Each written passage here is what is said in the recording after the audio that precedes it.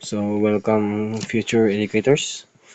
So, when we teach number patterns, we have a choice. So, do we give students formula to memorize, or do we create experiences where they discover mathematical relationship themselves? So, today we'll explore how inquiry-based learning transform patterns recognitions from rote memorization to genuine mathematical thinking.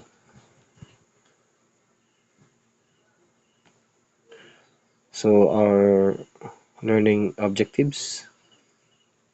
So by the end of this engaging 15 minutes session, participants will be equipped to redefine rules. So we explain the core shift in teaching teacher and students role during an IBL learning lesson on patterns, fostering a collaborative learning environment. Next is navigate IBL phases. So identify the key phases of an IBL lessons specifically designed for linear sequences, ensuring structured exploration. Last is craft strategic questions. So develop an at least one powerful strategic question to effectively prompt student investigation and guide them towards generalization. So, in traditional pattern teaching, often looks like here's the sequence, here's the formula, now practice the problem. Students might remember the procedure but miss the underlying mathematical relationship. So, as you can see on the slideshow, first is traditional approach. So, in traditional approach, teacher explains. So the educator present concepts, rules, and formulas directly. And when the student practice, learners apply given methods to solve problems, often in isolation. While in inquiry-based learning or IBL, so the student investigate. So the learners actively explores problem, observe patterns, and formula hypotheses.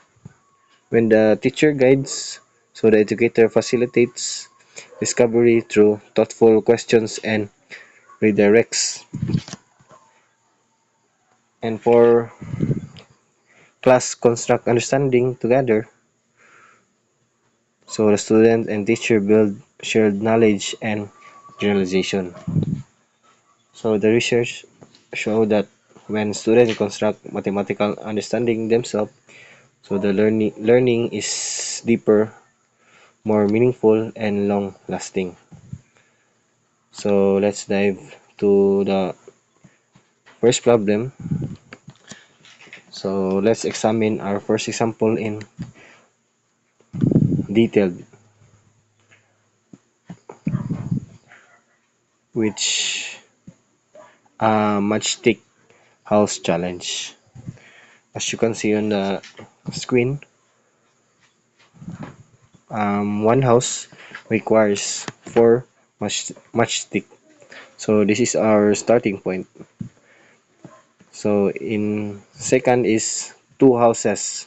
So the two houses.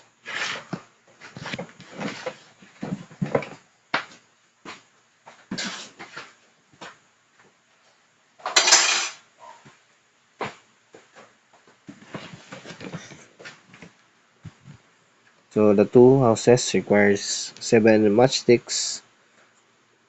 So you notice how the structure grows here in the screen. So in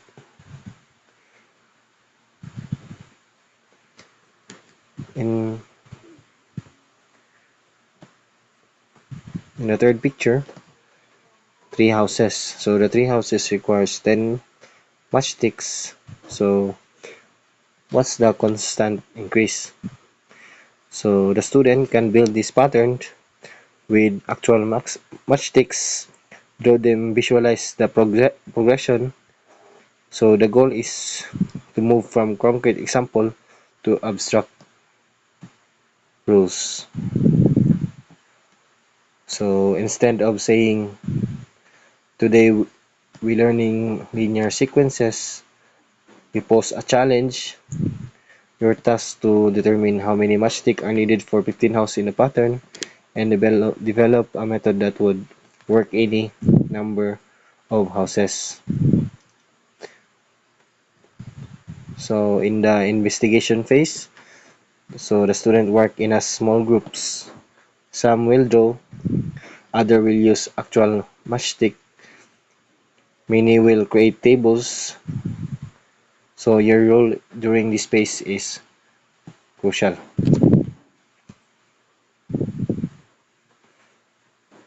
So next is we're going powerful guiding questions. So these strategic questions are more useful in IBL. So they encourage students to think critically and generalize their observation. Here are some examples to spark this investigation. First is observation change. So the question is, what pattern are you noticing? Or what patterns are you notice in the number of matchstick as we added more houses?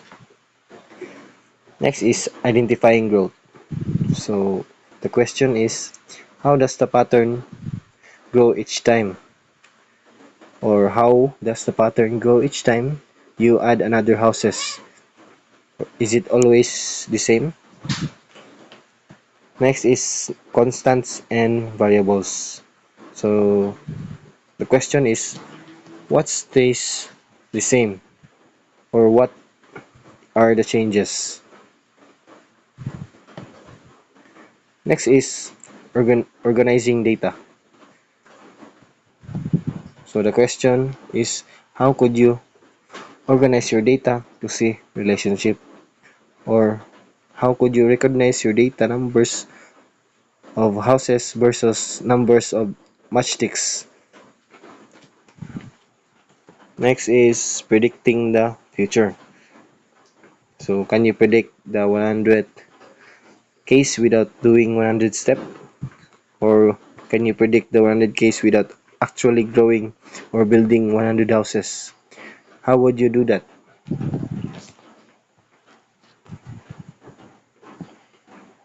So when in generalization moment, when a group discover the rule P is equals to 3n plus 1, so your response isn't that correct, but can you explain why that worked?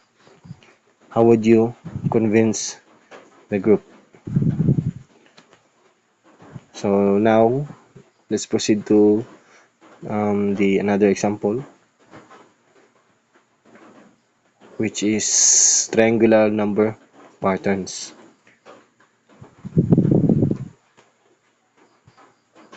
So once students are compatible with linear sequences, introduce nonlinear patterns to deepen their in inquiry skills. So triangular numbers provide a rich context for this exploration. So the challenge here is how many dots in a 10th triangle? What's the general rule? What's the general rule or formula you could use to find the number of dots for any triangle? So this challenge requires students to look for patterns in differences between terms, leading them towards quadratic relationships, then encourage them to draw, make table, and discuss their findings.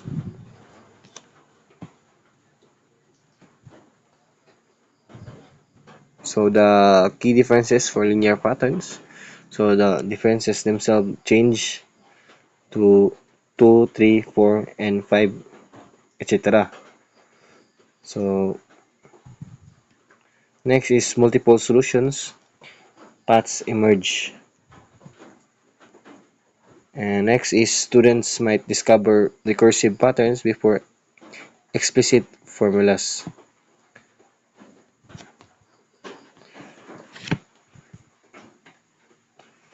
So the possible questions for this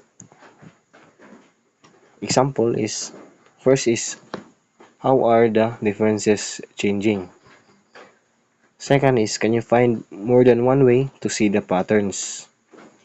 Third is, how might we represent this geometrically? Next is, what connections do you see to other patterns we've studied? So this problem naturally differentiates. Some students find additive patterns, others discover the n times n plus 1 divide 2. So this formula engages in genuine mathematical thinking. So let's move to the practical framework you can use in any lesson pattern. As you can see on the screen, the IBL cycle diagram. So the inquiry-based learning isn't just a random exploration. It follows a structured cycle that guides students from curiosity to understanding. So the diagram illustrates the key phases.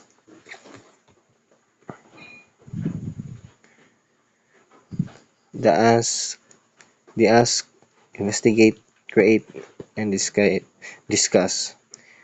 So this each phases provides opportunities for students to engage deeply with material, build on their prior knowledge, and articulate their understanding to peers and to the teachers. So the essential teachers mind shifts is so the essential teacher mind shift for IBL success is to implementing inquiry-based learning effectively requires a fundamental shifts in the teacher's role. It's about empowering students as active learners and fostering a growth mindset. First is the value the process over the product.